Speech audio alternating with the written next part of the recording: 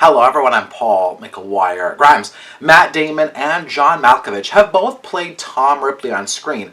Now Andrew Scott is entering the world of author Patricia Highsmith's enigmatic character in the new Netflix series Ripley. It's now streaming and I want to talk about it.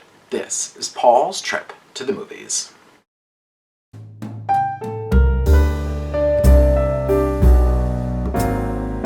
Oscar-winning screenwriter Steven Zaillian has written and directed all 8 episodes, basing this on Patricia Highsmith's Tom Ripley novels.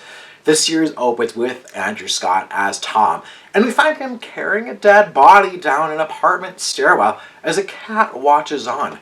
Now, we don't know who this body belongs to, but the series then jumps back 6 months prior to Tom living in New York City.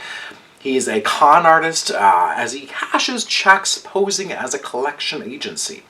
Now he's approached by a private investigator to head to Italy to find a man named Dickie Greenleaf, who's played by Johnny Flynn, and bring him back to the United States. Tom takes on the job, friending Dickie and his girlfriend Marge, who's played by Dakota Fanning, in their Italian home. Months pass by, and the job takes a really unexpected turn that finds Tom caught up in even more lies and murder. Now, audiences may remember Anthony Minghella's lush film, The Talented Mr. Ripley, that really made Jude Law a star next to Matt Damon. Steven Zaillian gives his version a completely new look and approach at adapting Patricia Highsmith's world. He and Oscar-winning cinematographer Robert Elswit really present the series in really gorgeous black and white photography, leaning into that kind of mysterious noir feel of the era that is also accompanied by a score of simple piano and horns. It feels very inspired by Alfred Hitchcock, who also happened to work with Patricia Highsmith on Strangers on a Train. Now, much like Hitch, Steven Zaillian really allows the visuals and the specific framing choices to lead the storytelling, whether it's leaving a prop noticeable in frame or how the camera really captures any given landscape.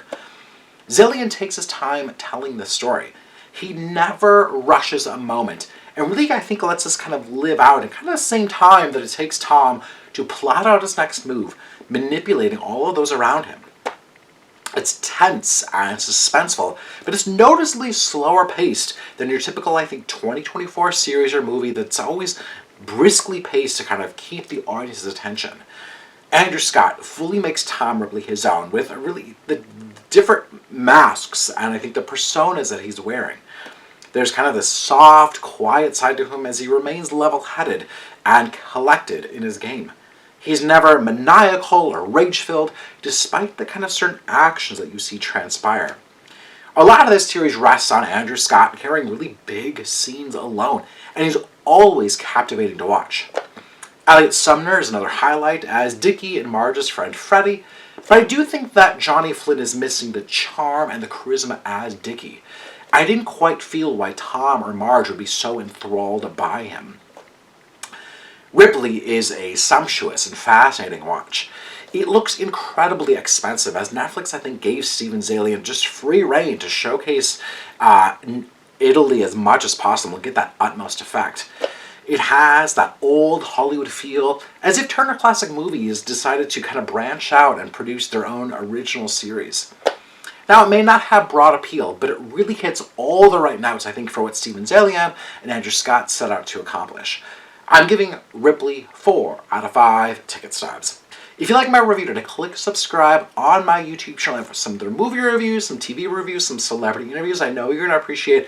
So check out my YouTube channel, click subscribe, and I'd love to hear from you. Leave me a comment here on YouTube or on social media at Paul's Movie Trip. What TV series have you been binging lately? What are some of your favorites that I should be watching? Let me know in the comments.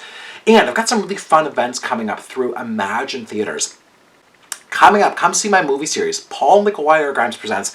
Coming up Sunday, April 7th, I'm going to be showing Good Will Hunting. Now, I was supposed to do that back in March, but it got postponed to now because of the snow. So come check it out this Sunday, April 7th. Come see Good Will Hunting. Back up on the big screen. I do a discussion afterwards, so let's talk about what makes it so great. That's at the Eagan location. And then on Wednesday, April 10th, at the Willow Creek location, I'm going to be hosting something called Secret Movie Night. Now, I've done this many times before, but what's so great about it is that the audience is going to come, and they're not going to know the movie until it actually starts rolling and those opening credits start. It's a total surprise, which I really love.